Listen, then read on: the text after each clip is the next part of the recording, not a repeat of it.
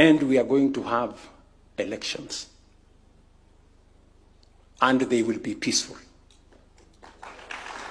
And there will be no violence. And they will be free and fair. Yes, they will be free and fair. Because what God has decided, no man can change.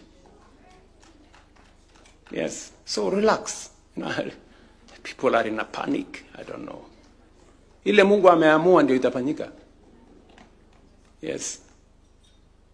Si namna hiyo.